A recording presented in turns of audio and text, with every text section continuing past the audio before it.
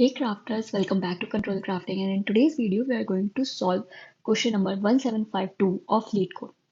So the given an array nums return true. Okay, so I have to return boolean values. If the array was originally sorted, okay, so this is my first condition, that if my array was originally sorted in non-descending order, that is in ascending order, then rotated some number of positions including 0. So these are my two conditions, that first my array should be sorted in ascending order, and second, if it is rotated, then I have to return true, otherwise I have to return false. There's a note that there may be duplicates in the original array. Fine with it. And then I have a point here that an array A rotated by X position results in array B. So the array A is the sorted one and B is the rotated array.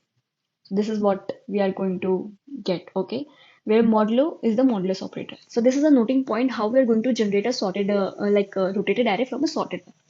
Let's get into the examples and try to build some logic by our given conditions. So my input array is 3, 4, 5, 1, 2. 3, 4, 5, 1, 2. The explanation is 1, 2, 3, 4, 5 is the original sorted array, obviously.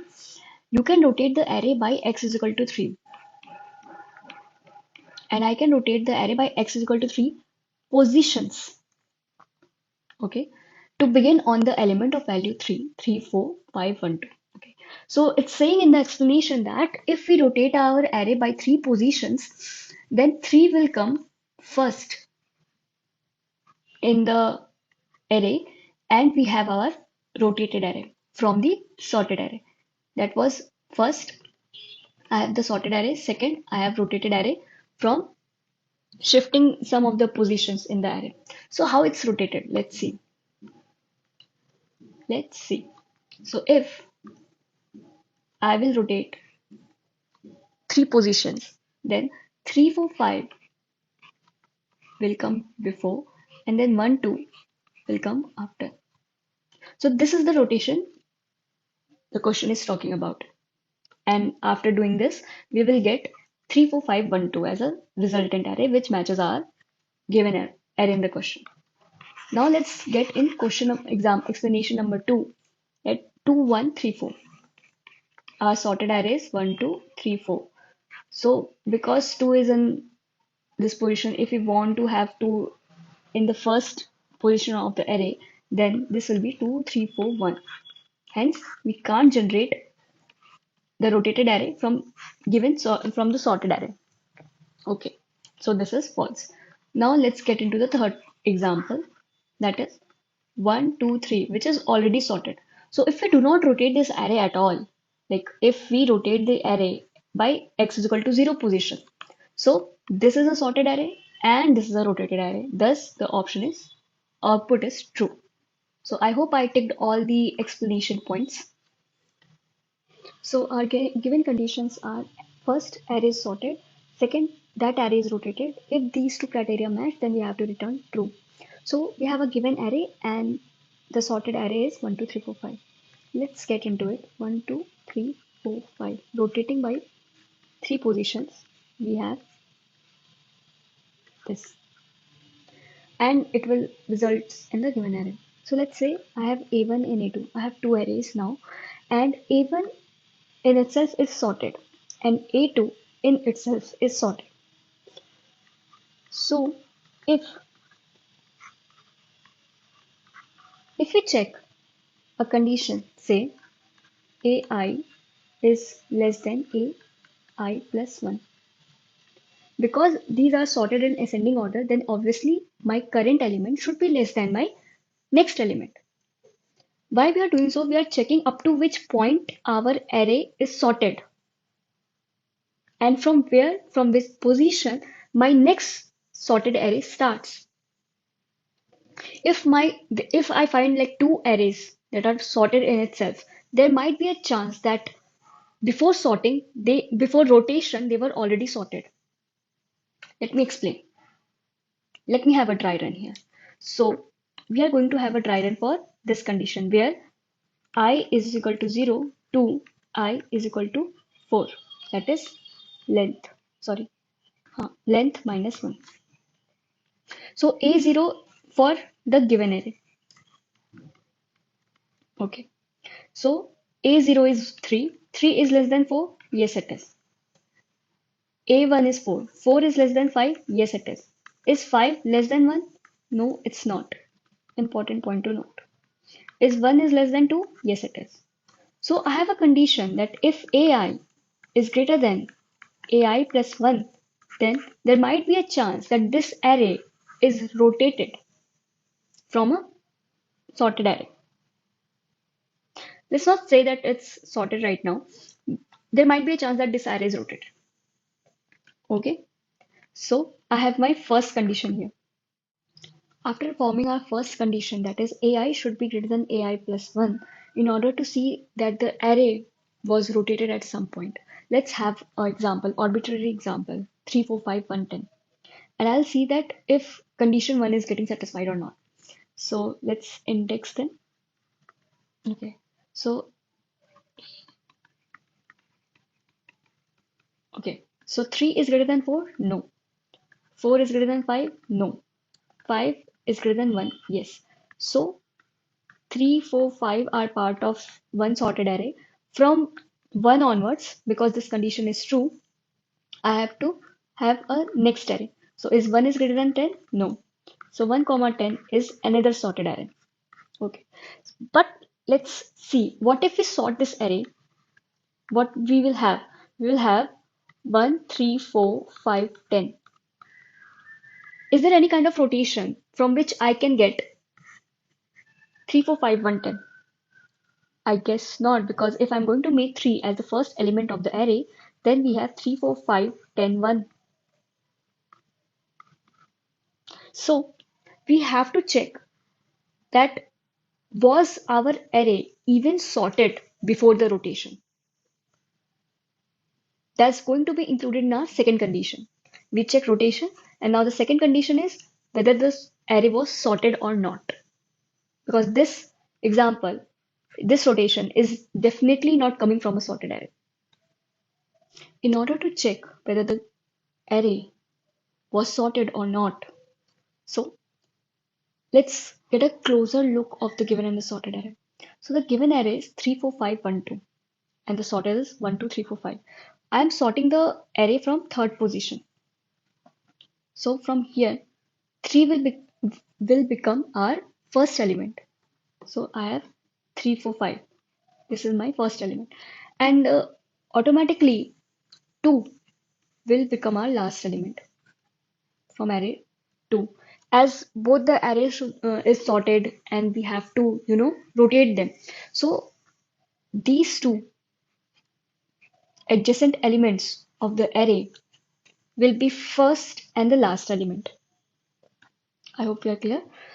So there's one more condition that we have to check, whether array of 0 is greater than array of length minus 1.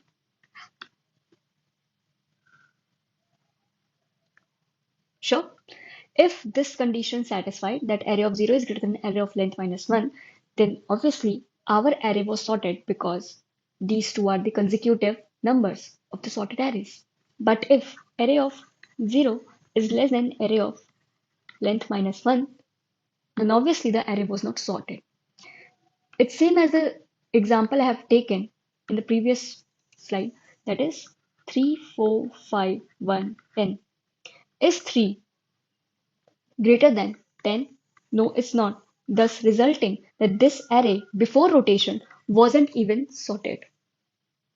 As you can see, I have written all the conditions that we have assumed that is true for this question. So let's have a dry run. First of all, what I'll do, I'll have a count, which is 0 right now, and it will check whether if the condition is true, then I'll increase the count, and if it's false, then I'm not going to increase it. Okay, so I have one if condition, and the first problem we are going to see is the for loop. I is less than n, I plus plus, where n is the length of the array. So if I have a of I is greater than a of I plus 1 for my array 3, 4, 5, 1, 2.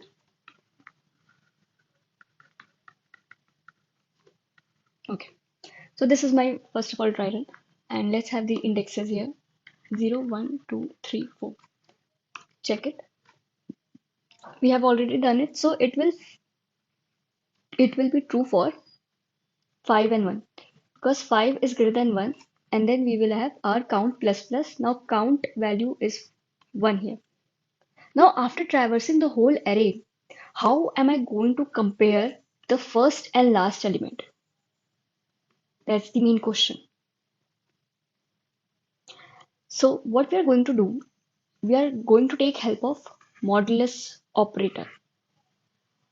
Let's reform this for loop. Our condition a0 is greater than an minus 1 should be true in terms to say that it's a sorted array. So a of n minus 1 should not be greater than a of 0. Can I state like this? Of course I can. And what if my this condition meets, suppose a of n minus 1 is greater than a of 0, then I should return false. How am I going to calculate, like, okay, this is after iterating the whole for loop, now I have to return false. This is where count plays a role. If my count is 0 and I haven't incremented it from the first condition, then it's the sorted array all along. Now, if I have found a condition where ai is greater than ai plus 1 is just one condition, the first breaking point, then the array is rotated. If I have I have two conditions consecutively, then the array might not be rotated once or it might not be sorted. Now the next condition is an minus 1 is greater than a0. How we are going to achieve it? By using modulus, as I already told you. So a of I should be greater than a of I plus 1 modulus length. Actually, this is the condition which satisfy first and second. If my an minus 1, that is a last, is greater than a0, then what we have to do, we will increase our count. So from the values of count, we are going to determine whether we are going to return true or false.